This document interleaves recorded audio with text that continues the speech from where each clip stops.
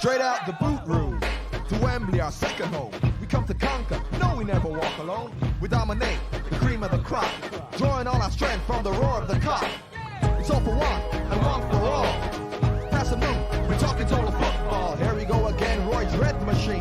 Liverpool, the greatest team the world has ever seen. Pass a move, it's the Liverpool crew. Pass a move, it's the Liverpool crew. Pass a move, pass a move, pass a move, pass a move, pass a move, it's the Liverpool crew. Hello and welcome back to the Liverpool Groove. Couldn't last forever, could it? Not a great result, not a great performance by all accounts yesterday against Forest. 1-0 from. I haven't seen the game, I'll be honest. I was working, so I didn't get a chance to watch it. Seeing the highlights, looked like they only had one chance and scored it, which is sort of a bit typical. One of them games that does seem to be the way. Yeah, as I say, from what I've heard and seen little bits of, nobody turned up for Liverpool. Just one of them games where nothing went our way. Even the keeper dropping the ball on his line and knocking it backwards with his hands, like doesn't even go our way. It's just one of them games. Just gotta sort of brush ourselves off and go again on Tuesday now. Yeah, them games happen, lad, and like it's either it happens earlier on in the season than at the business end of it, but it's just one of them. It's like nothing changed really. A team that sets up with like the corner, the low block, and they sit in and they play counter-attacking football with the long ball. We just seem to struggle against it. I don't think it matters who's in charge, who's on the pitch. We just struggle with it. We have done for years and years. We discussed Arne Slot analysing Notts Forest and how particular he was in his detail of how to beat them. Forest have done the same to us. They've analysed us and what we're not good at, and they've attacked us on it. And unfortunately, their plan was a bit better than ours on the day. Yeah, it's one of them. I think, we were terrible with the ball by the sounds of it. Nobody could complete a pass to save their lives. The few chances we have had have been, really poor efforts or just a bit of unfortunate. Diaz winning the ball on the touchline, hitting the post. As I said, keeper dropping the ball unchallenged on his line, and us not scoring from it is typical of a few years ago.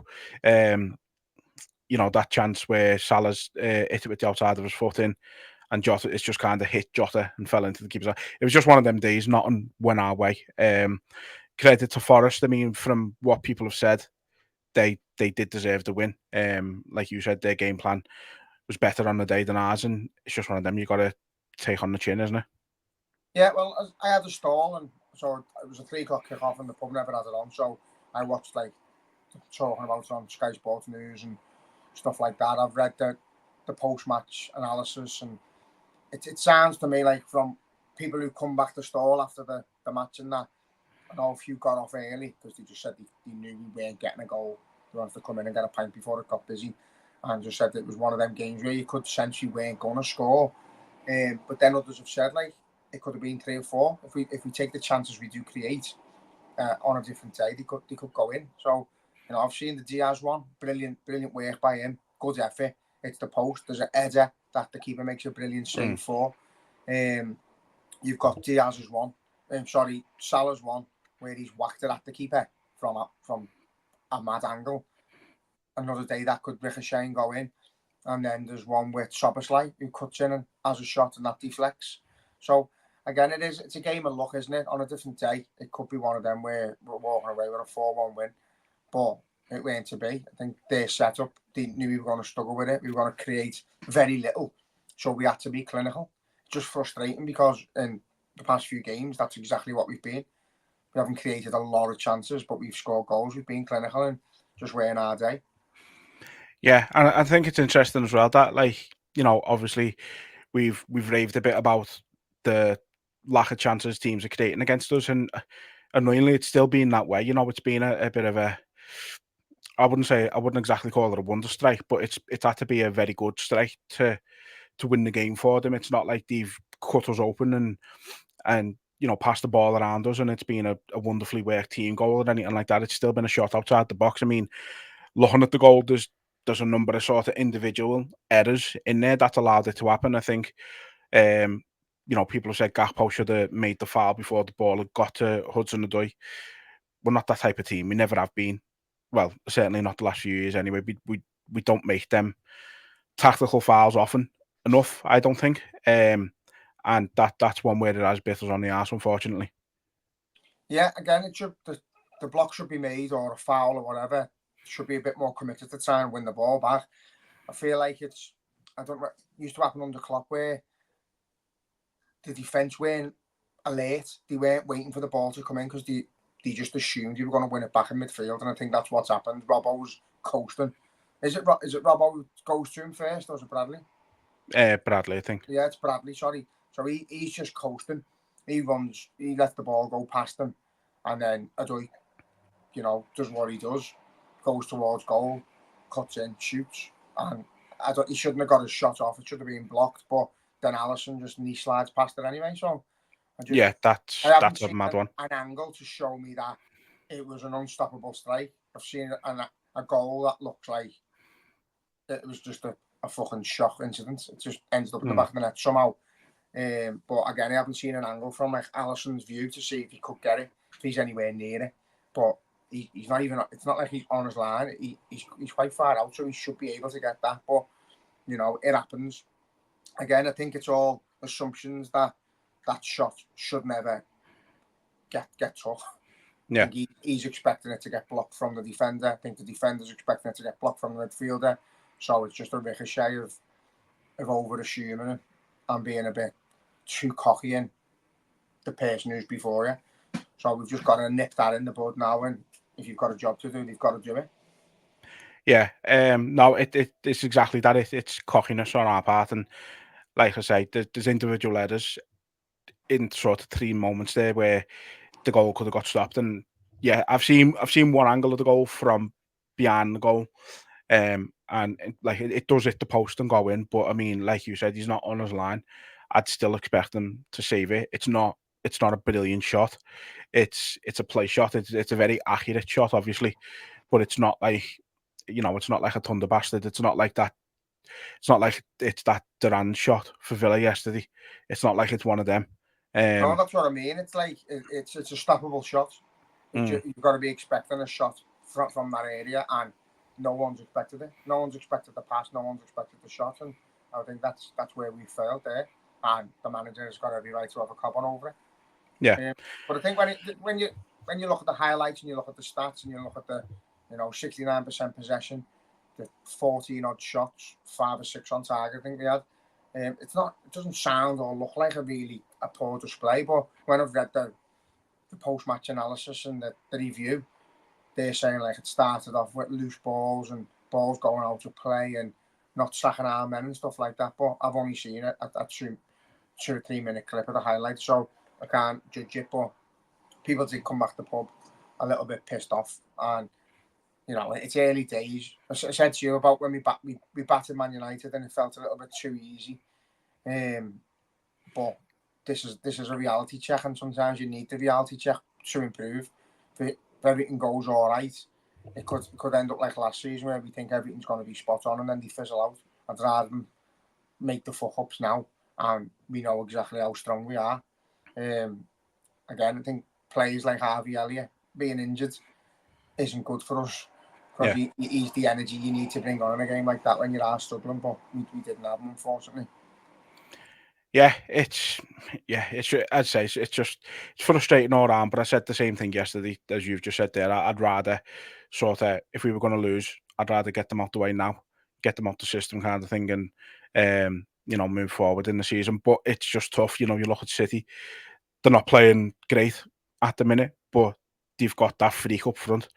He's got, I think he's on 10 goals already in 4 games in the league. It's like teams are just giving him chance after chance, and he's not missing this season at the minute. He's clinical. He's more clinical right now than he's ever been. And as long as he's fit, they will run away with the league at this rate. Now, I'm not saying, obviously, I don't think there's many of us looking at this season thinking realistically that we're in with a shout of the league, but that's what we've got to be looking at still. That's what we've still got to be aiming for regardless. So yeah, it's frustrating. You know, Arsenal dropped points a couple of weeks ago, and now, you know, they're ahead of us. Newcastle, I'm not really worried about, but you know, they're ahead of us now as well. Yeah, it's just been a bit of it's been an anticlimactic weekend after that United game where we looked unstoppable. Yeah, it's one of them. It's too early for me to be frustrated. Didn't really bat an eyelid over the result. I was a bit annoyed that we couldn't beat Notts Forest at home. It is a bit. It's frustrating in that sense. But in terms of like a title challenge and all that, it doesn't. Don't think it affects us in the long term. I think sometimes you need to make them fuck up so you can look at yourself and realise that the harsh reality of where you are at. We said before the season started, and even when we were winning games, that you know a title challenge would be lovely, but our realistic expectations should be go for that top four, try and finish in that. If you can finish in it comfortably, lovely, and have a cup run. And you know he's going to have to use the squad depth. We play again on Tuesday, Wednesday, and then we play again the weekend. So he's going to have to start utilising the squad. The likes of yesterday when he's bringing players on like Gakpo and Nunes, who have literally no effect on the game whatsoever. That's annoying because the quality's there to be able to turn over Notts Forest. But we've said before, haven't we, like having a plan A and a plan B and stuff. We didn't really have it with Klopp, and I don't think we changed anything yesterday at 1-0 down. I don't think we've done too drastic to try and grab the game by the balls and go on and win it. We just carried on, persistent with what we've been doing throughout the game that hadn't worked. So, you know, it's a test for us to see where the players' heads are at, and I think it's best that it's come now. Yeah, I think I've seen some of the players. Allison's comments were a bit mad. Like I wouldn't have expected them from him to say like, you know, we were the better team, we shouldn't have lost and things like that. It's like, I don't know. I felt like a bit of ownership for the result was needed from them. You know what I mean? But I've seen some of the other comments from the players, and there's ownership there. Like they're saying, you know, we've got a group now who knows it wasn't good enough. It wasn't of the level it should be, and we want to put that right. And I think Slot's kind of said similar. So yeah, look, the mentality is right in a defeat like that from the majority of players. Um, Milan is a great test to go and show that, you know, we are at that level. You know, going to San Siro, always a great occasion. So yeah, it's a good opportunity. I think it's good that we get to play so soon after that as well. Like I think we've spoke about it before. How players must hate it when, you know, they lose a game and then something happens where they're not playing, like an international break or something, and then they're not playing for 2 weeks. They can't put it right straight away. Frustrates them. So the fact they do get that opportunity this time around, I think we're going to see. I think we're going to see a bit of an angry Liverpool on Tuesday. Hopefully, lads. As I say, I think when you do look at the stats and you look at the highlights and you see the chances we created, it's not, as far as I'm concerned, we didn't play all that bad. It's not like Notts Forest come to Anfield and chucked the piss out of us and we're fucking passing it round us and making a show of us and outplayed us and outperformed us. It was just one of them. They got us on the counter attack and they scored their chance and we never scored ours. So I don't think they'll take too much from it. They just need to, you know, it's a wake up call to be awake. You need to all be on your game. You all need to be awake because there's no shit teams in the Premier League, only Everton.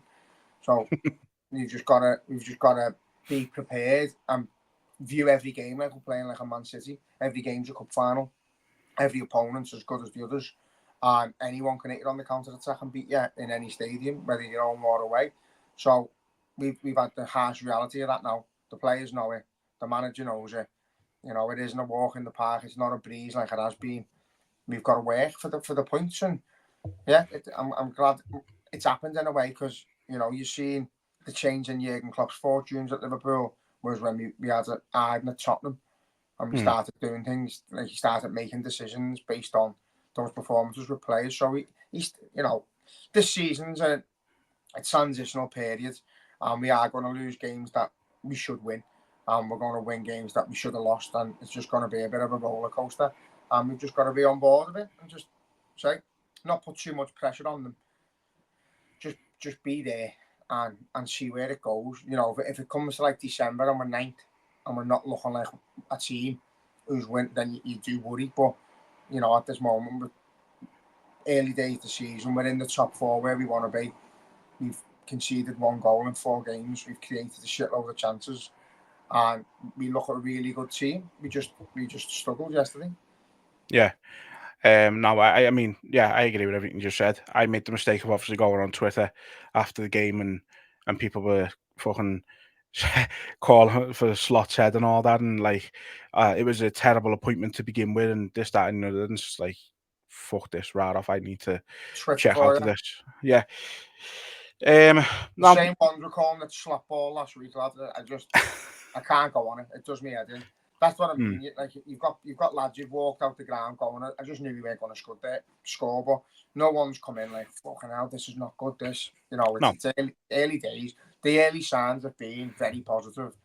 This has been a slight little bump in the road, and you need them bumps in the road to continue the journey. So, it's not going to anyone who was expecting us to just keep winning and winning and winning and winning and winning and rock the world isn't a realist, but we shouldn't be losing at home to Nottingham Forest. The fixtures we've had, that was the one we have to be winning.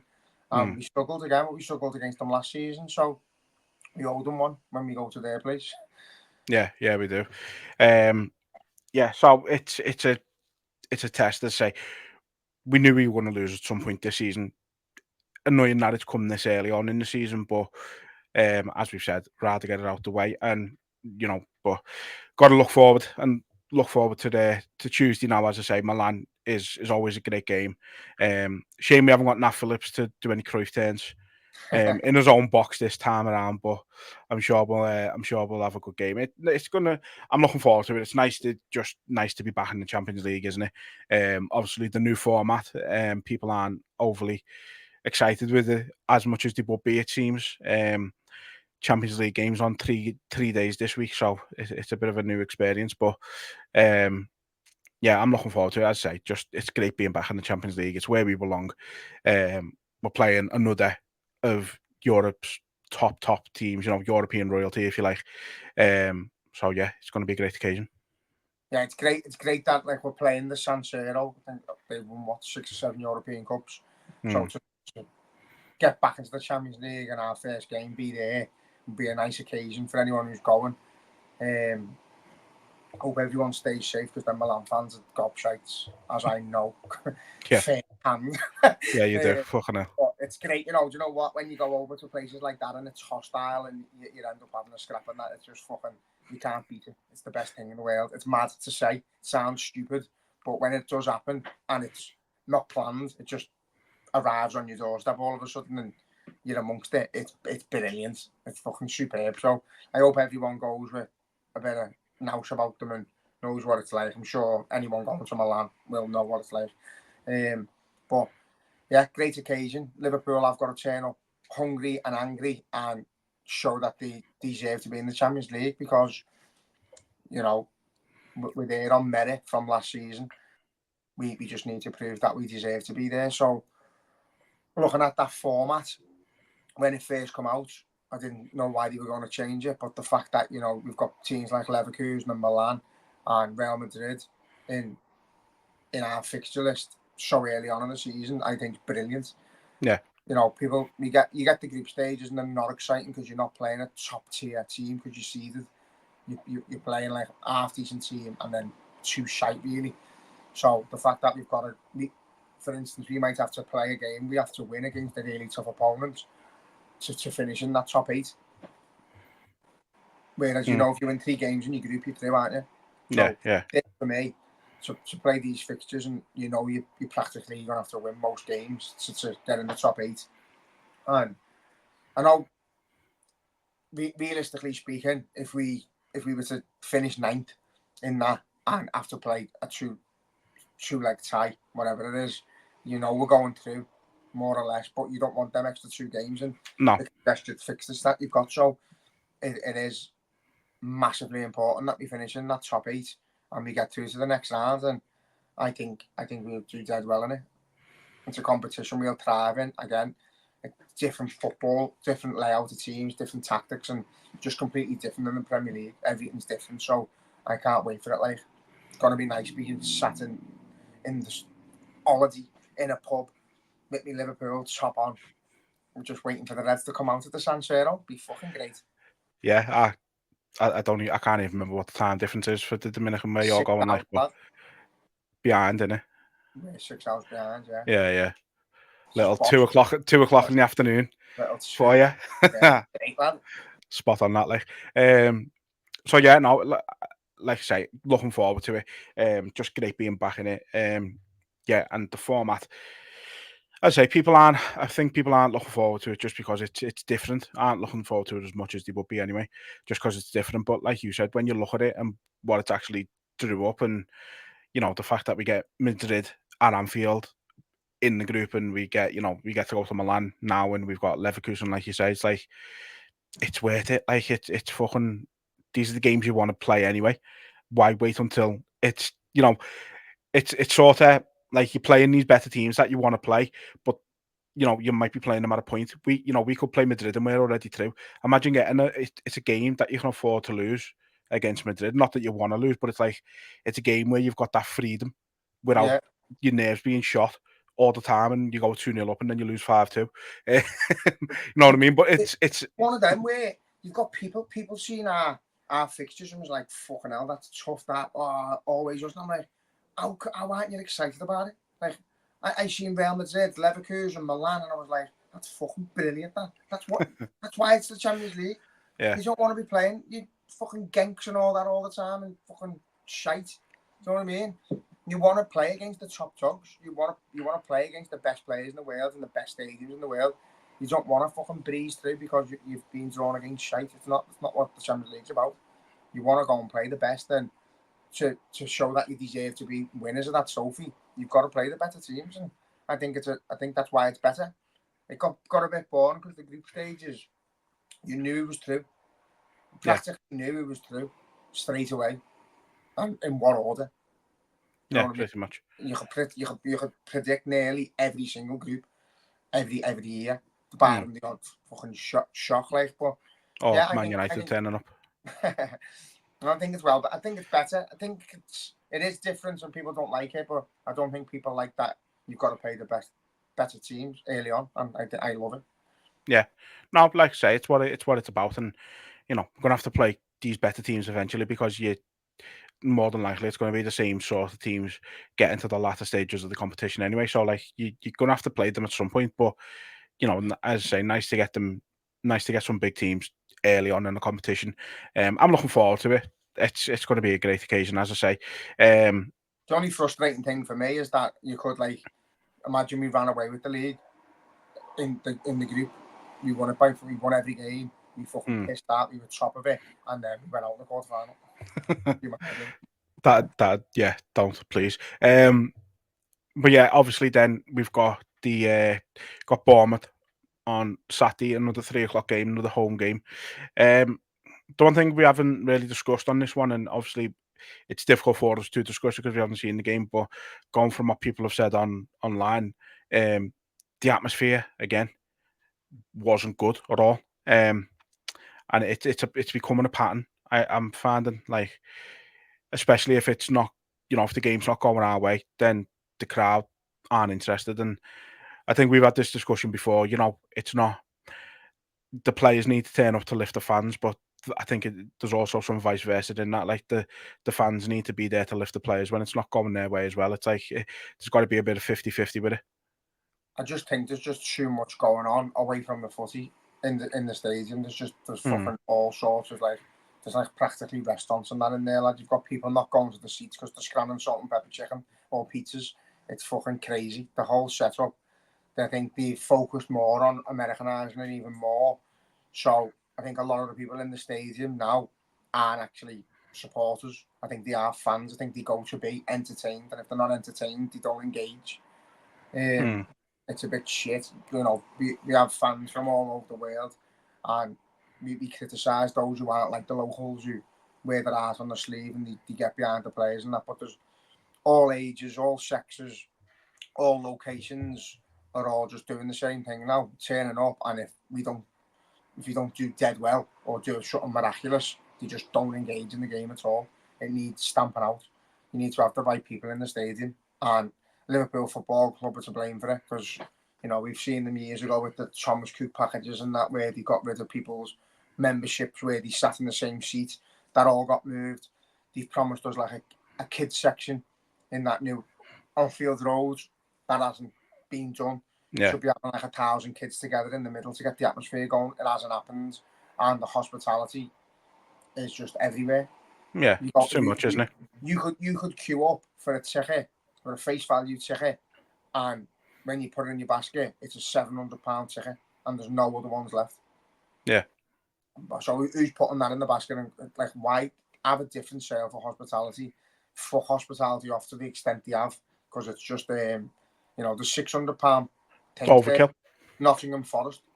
Come and get your fucking caviar and have a glass of prosecco. Who the fuck wants to do that? I understand if it's a big, massive game or like a massive occasion, you want to take someone special and you want to go and do it properly because there's no face value tickets and a fucking in the normal stand. Go and do it. Go and enjoy yourself. But fuck me, it's ridiculous. That's not a football fan. It's not a football experience. Going and eating all that shit, and it's just not. It's not for me, lad. And I think it's becoming the thing for a lot of people. Yeah, it is. Willing to go there, and it is an experience. It's a day out. It's like me and you going to watch a team in New York play basketball or something. Not going to engage, not going to get involved with the chanting and all that. We're going to go and have a scran, see what the food's like, have a pint, see what the ale's like, and take in what they do and enjoy it. And that's what's happening at Anfield, unfortunately. Don't know how we get around it, lad. It's too far gone. Yeah, I think what also needs to be said as well, though, is like obviously, the hospitality. I think it is the biggest issue in the ground at the minute. I think it's overkill. There's too much of it. Obviously, don't mind some hospitality because that's like you said, that's what some people's experience of the match. That's what they want, and that's fine. There's nothing wrong with that, but not to the extent that it is, as you say. But I think the other thing as well is there's a lot of locals there that will get tickets and they're happy to then go and sell them for 300-400 quid to a tourist because they'd rather have the 300-400 quid than go to the match. Exactly. And that needs to be something done about that as well, because one, there's people getting ripped off because of it, because they know that people are desperate, and if they can't get their hand on a hospitality one or something like that, someone's selling one for 300 quid outside the ground, they're going to bite their hand off for it. But there's got to be something done about stuff like that as well. But like you said, there's just one too many things that need addressing with the atmosphere, and they need to all happen at once, but they won't. No. And it's not going to change, I don't think, and it's damaging. It is. It's killing it. It's ripping the heart out the club. But I know loads of foreign fans who, some people have got season tickets and not from here. They're getting planes here, and they're as committed as any local you'll ever meet. They do sing, and it's frustrating for me that people are like that come over here to experience it and be part of it, and then they're let down. You know what I mean? The rest of the people can't be asked, and they're not as fanatical as them. So that's what the stadium needs to be full with: fanatics, not tourists, not day trippers who've come to just see what it's all about. It needs to be full of fanatics who win, lose or draw. They absolutely love the club and they get behind them. But unfortunately, it's too far gone. You've got like the Spirit of Shankly get shit for the stuff they signed to. Yeah. The Spine Cop 1906 lads, fucking hell, they signed up. Without them, there's not a soul in the club. There's nothing. There's no colour on the cop. There's nothing. There's not a flag, not a banner, not a scarf without them. So it does need sort, and it's left to a small group of people to try and get the atmosphere going. I only found out the other day that all the mosaics are from a volunteer. And the club I only seen that because it was read all over the world. Was trying to said he'd get in touch with the one who organises them for the Ron Yates one. Yeah. So again, things like that, the club should be endorsing it and supporting it and fucking saying to him, yeah, lad, come in and do this and we'll give you X amount of money for this one. But they rely on the kindness and the time of proper fans to get shit like this. But then they use them images in all the social media and all the advertising, and it's shit, lad. It is. Well, that's exactly what they, like you said, they rely on the kindness and the people willing to give up the free time to do stuff like that, so that they can market us to the ones who they want to get in to spend £700 on the ticket, and then X amount of money for the scran and the bevies and all that, and whatever else, and so, but it's working, and unfortunately, to our owners, it's a business, and that's the top and bottom of it. When it's hard because obviously we know they've done good and we know they've done bad, and we know they treat it as a business, but there needs to be, I don't know. I think a lot of people thought this, Spirit of Shankly being on the fan advisory board, I think thought that would be a bigger thing than it's turned out to be. And not to say the Spirit of Shankly haven't done good since they've been on that fan advisory board, but I think people overestimated the pull they were going to have on it, you know what I mean? And I think they thought that there was going to be some major changes because of them being on there, and it's just they haven't got that kind of pull. The problem is they've got to be invited to the board meetings, and there's been loads that they haven't been invited to. Yeah. Being meetings without them. So. And that's the problem, though, because they haven't got that kind of pull. The club aren't asked about going, well, we don't need to invite them. No. So, again, that's where you do. Like, I'm not calling for protest or anything, but we need to find a solution to get more proper Liverpool fans in the ground. And as I say, when we do these things and you talk from the heart, it does sound like you're having a go at people who aren't from the city and stuff like that, but it's not. It's just a case of fill it with fanatics, whether they're from round the world or from Norris Green or Crocky or Anfield. Just fill it with people. But there's kids at this moment in time. A kid can't get a ticket without an adult. And there's like an adult and child section in the upper Annie. But some of the times there's only one ticket available. So if you've got a 16-year-old kid, a 15-year-old kid who wants to go to the game, you've got to pay £45 for the adult, and then you get it in your basket. And because there's not a kid's ticket with it, you can't have it. Yeah. So the whole system, the ticketing system, is absolutely, it's worse than what Oasis had. It's a fucking abomination. Absolutely shit. The people who are getting their hands on tickets who aren't using the tickets is abhorrent and needs sorting out and needs stamping out by the club. But that's why they've gone electrical. That's why if you, for instance, if I send my ticket to someone, like I get the credit, that person doesn't get the credit. Yeah. When they've gone the match. So there should be ways of like getting the credit to the people who go to the game. And for say for instance, I'm giving up. I buy all the tickets on my membership, but I move abroad. I can't go to half of them, but I'm coming back next year. I should be able to speak to the club and say, listen, my mate's going to go to every game. I'm going to forward every ticket to him. But can I keep my credit? But can he get a credit? Because he's gone to every game, but I shouldn't be punished for moving away for work. So if I'm not back next year and I do the same, then take my credit away and give my credit to him.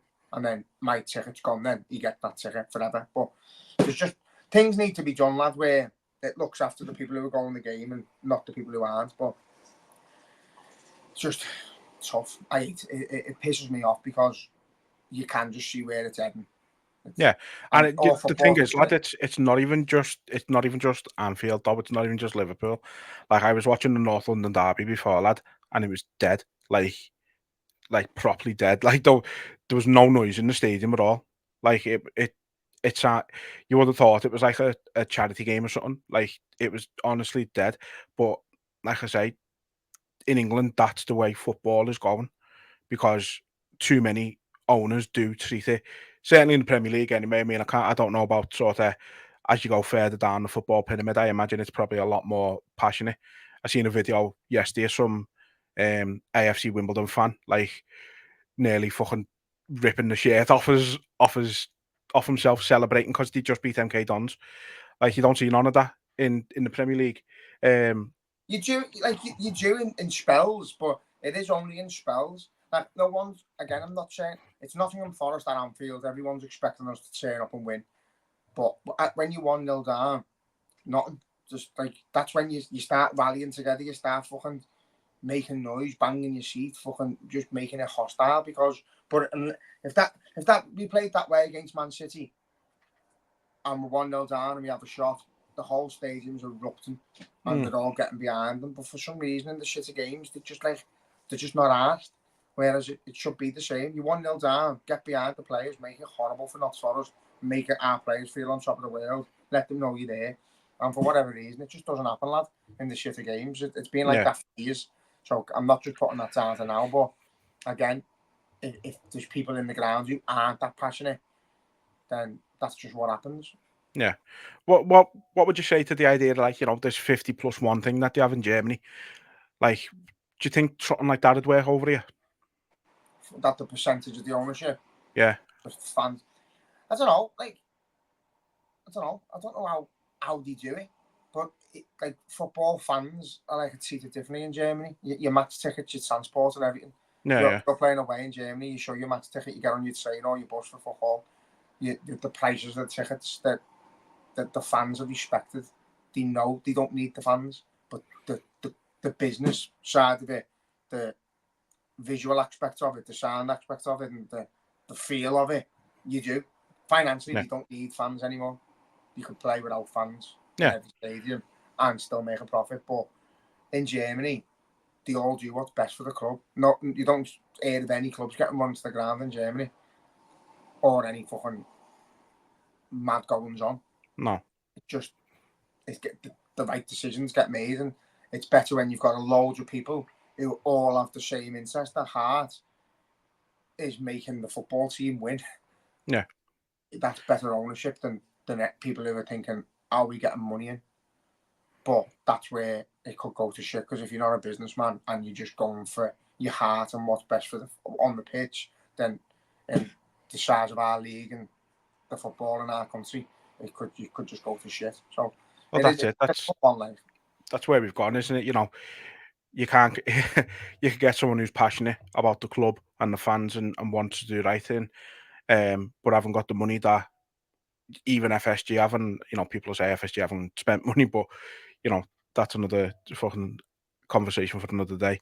But you know, you get someone in with, say, half the wealth that FSG have got in, but loves the club, has been a fan all their life, wants just to do the right thing, and then you can't compete with Cities and Arsenals and other teams around us. You know what I mean? So it's a fine line to tread, but something's got to change with the atmosphere, because we're seeing it and hearing it too often that the atmosphere was shit. And you know, even some of the bigger games though, like go back a couple of seasons ago, the fans, we only turned up against Arsenal in that 2-2 game when someone started having a scrap at Trent.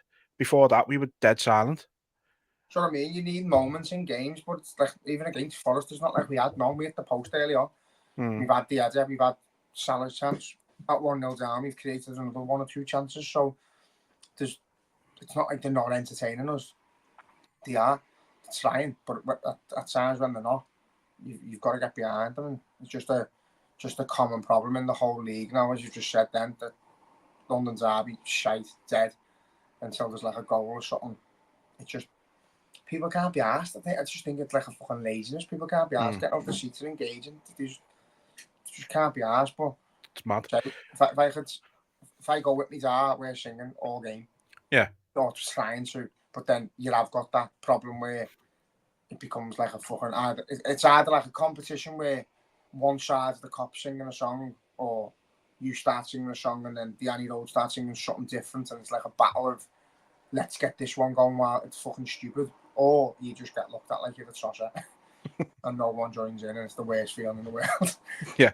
Oh, when that in a bit. No, it's just, yeah, like I say, something's got to change. You know, talk about Germany again. You can get a fucking season ticket over there for like Bayern Munich cheaper than you can get a fucking single match day ticket at some clubs. So, yeah, like you said, they treat the fans right over there, and the fans show their appreciation, because, you know, I think that's the one league everybody probably looks at and goes, I'd fucking love to go to a game there. I'd love to be involved in that. Yeah. And it just looks unbelievable every time. And again, you know, you look, Sky have been streaming like some of the like the second league of the Bundesliga games for free and that on YouTube, and even the atmospheres there, lad, are like ridiculous. But the stadiums are boss as well. They're just all like not even if they're massive, but they're all just like modern stadiums, and the fans just don't shut up at any game, no matter what it is. And it's like, that's what we should be striving for. But while we've got businessmen running football clubs, it's unfortunately not going to happen. And it's because it was a working class game where it was, you know, I was watching a thing the other day about like the 80s and the hooliganism and that, and they were saying it weren't to do with the footy. It was to do with people who were in fucking like poverty and that, whose their only release was to go and fucking fight. Without, you know, when you were doing it in that big of a cult and that many people involved, it was very unlikely you were going to get nicked or get any, you know, punishments for your actions. So people would just carried on doing that. We just haven't got it. It's just not full of passion here anymore. There's just nothing. But if you look at the low leagues, what I don't understand, and I know it's not all about bevies and that, but the likes of Germany, the likes of Spain and all that, you can take your ailing onto the ground, onto the stands. You can't in our league. In the Premier League, you can't take your bevy past the fucking tunnel thing, whatever it's called, the steps. But in lower league, you can. So it's only a law for the Premier League clubs, which makes no sense to me. But things like that, you've got people running down for a pint, getting served 1 minute before half time, and then they're staying in the concourse for 10 minutes to drink the bevy. Yeah. So it's just there's just loads wrong with our setup in the country compared to other leagues, compared to other countries. But something has got to give at Anfield. People have got to be there for the right reasons, and unfortunately at the minute they're not. But you could just say we're Liverpool Football Club. We over-expect. We expect to go and turn the likes of Forest over, and it doesn't feel like a big game for most.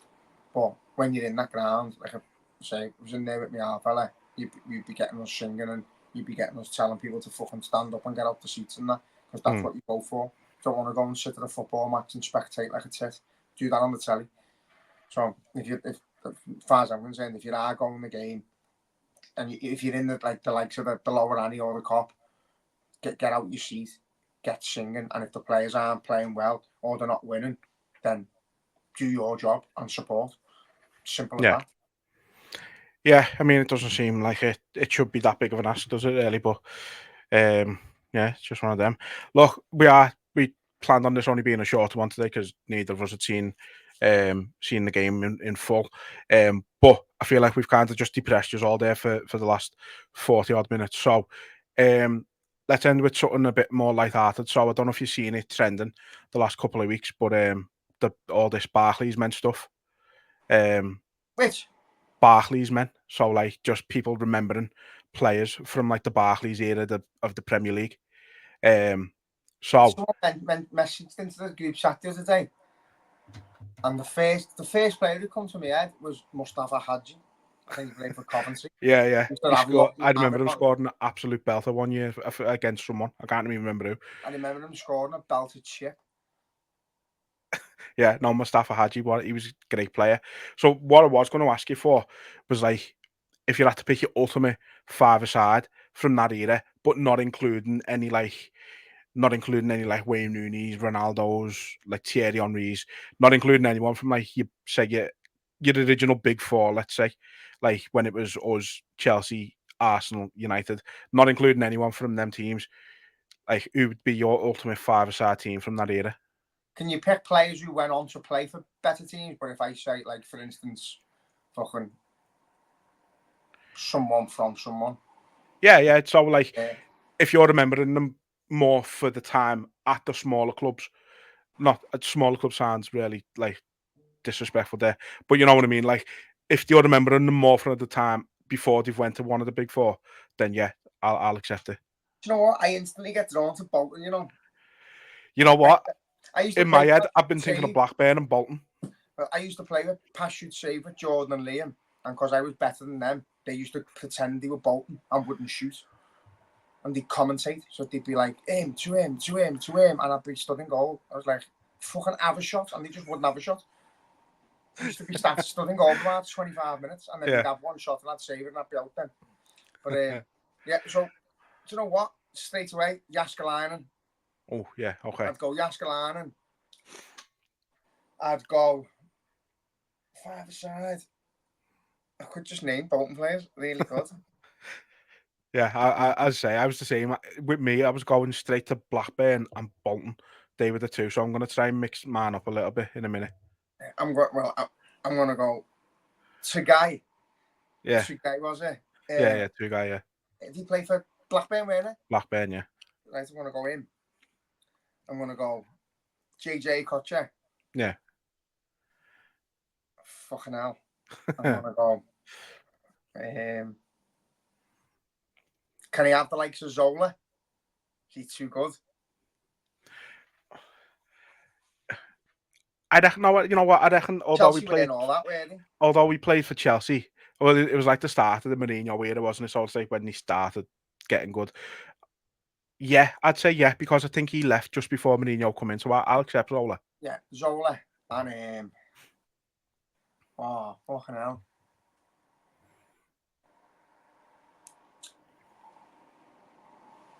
Paul Gascoigne.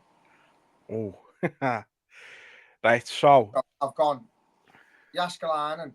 Yeah. Tagai, JJ Kocher, Zola, and Paul Gascoigne. That's bizarre. That's an attacking team. There's no defense there whatsoever. That was the very definition of we're going to score more than you. Fucking hell. So I am going to start with two Blackburn players. I'm going Brad Friedel. Oh, and I'm going. I don't know why I was thinking of him, but Chris Samba. He was at Blackburn, and he was just a monster. Like, he seemed too good for Blackburn at the time.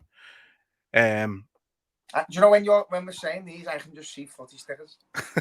Yeah, that's exactly what the era feels like, isn't it? Like, just that time. Midfield, yeah, got to include JJ Okocha as well, to be fair. Unbelievable player.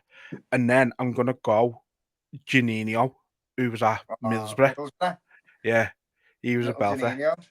And then up front, although he still gives me nightmares to this day, I'm going Mark Viduka.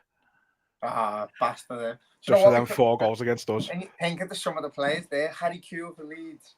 Yeah. You had fucking can't believe Juninho played for Middlesbrough, you know, when you think about it.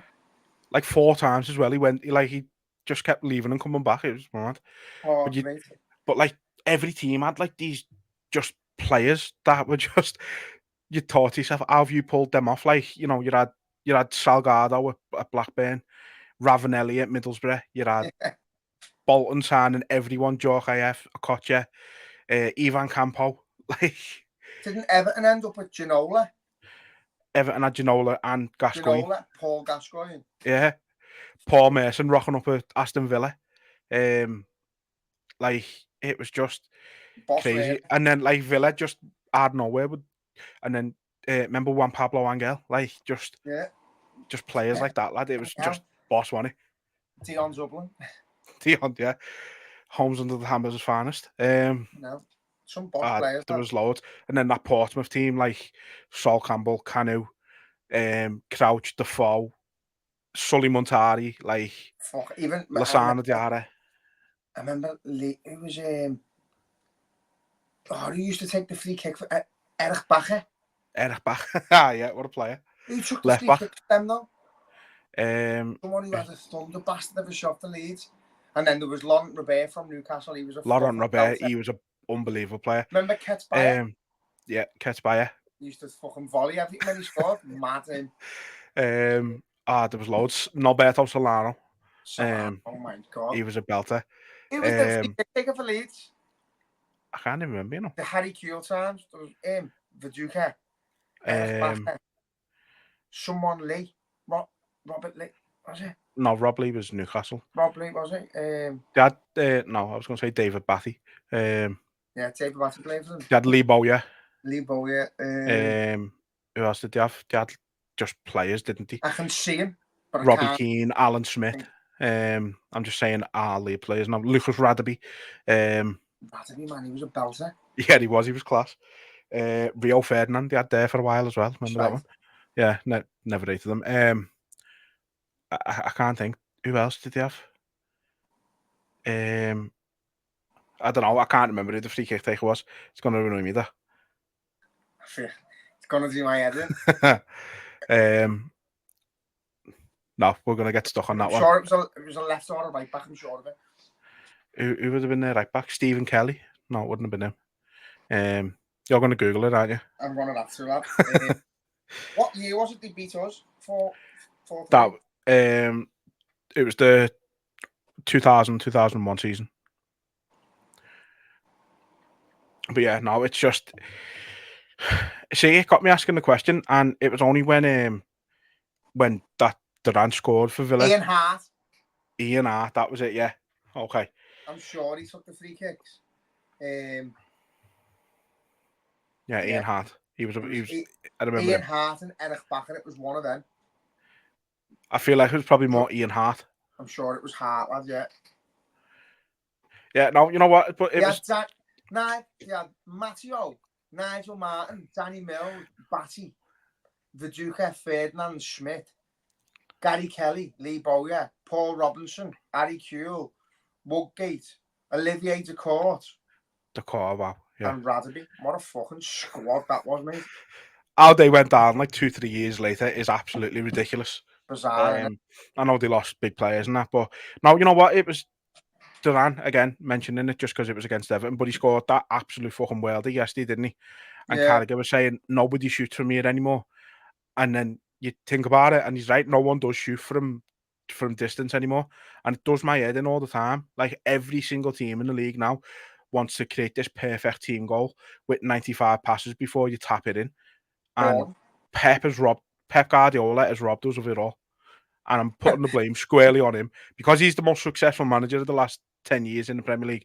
He is squarely to blame, in my view. He's ruined football. Nice. It's lovely. Like that goal we scored against Man City. I think Firmino put it in. Maybe passed it down and passed it down and passed it down, and it goes from left to right, to switching the play. It's stunning to watch. But yeah, fucking hell. Even that before watching Newcastle, that Barnes scored an absolute fucking whale. I missed that. I missed that one. Quality goal, lad, and it just doesn't happen anymore. No, no one really shoots from far out, and when they do, as you see, the fucking keepers like Alisson aren't expecting. Yeah, no, but it's mad, isn't it? Like, you know, you look at McAllister's goal for us last season, his first one, where he's hit it on the half volley. No one does that anymore, and it becomes that goal. As good as it was brilliant. Like, if that goal was scored in the Barclays era, it's like, you know, it wouldn't be as replayed or as thought of as highly as it is. You know what I mean? Because there was goals like that being scored every week. You'd have Matty Taylor. Remember Matty Taylor? He'd score from 45 yards every fucking week. Portsmouth. Portsmouth it was, yeah. He was 40 yards and he was quality. Like, but every week, lad, you'd had fucking Maynor Figueroa scoring free kicks from his own half. That's right. You used to have like goal of the month, and used to like there was shots that missed out, and you'd be like, "Fucking hell, how's that being included?" But yeah, footy is just different, isn't it, lad? It's done, and I think it just feels a bit worse this week. I think we're on one because we've been. Yeah, no, as I say, I blame Pep. It's all his fault, baldy bastard. No offense to any follically challenged listeners and viewers. So look. This is the last episode of the Liverpool Groove for a couple of weeks because Jay goes away tomorrow and then I go away a week Wednesday, so there's going to be sort of a little overlap where we're both away and then just like I'm away after Jay's back and that. So won't be an episode for a couple of weeks because of those. So yeah, just. It's a shit note to end on, isn't it? Like after that result yesterday, like, but yeah, we'll be back early October most likely. So, well, we play. I think is it Bologna in the Champions League at Anfield on the 2nd. Yeah. So maybe if we do one after that, say we've. Well, that's I fly. Get a successful thing, beat Bournemouth, win the next league game, win in the Champions League, come back, all smiles, lovely time, happy days. Yeah. No, I fly back the day of the Bologna game. Funny enough, so I'll miss that one. But yeah, we will be back in a couple of weeks. We just need the break. Jay especially. Jay's fucking run off his feet. So. So yeah, like I say, could have been a better game week, but it's still early days. Still a lot to play for. And yeah, we just go again. Good win on Tuesday. Good win at the weekend, and people will forget all about it. So that's what we got to hope for. So until next time, in a couple of weeks, up the fucking Reds. Up the Reds.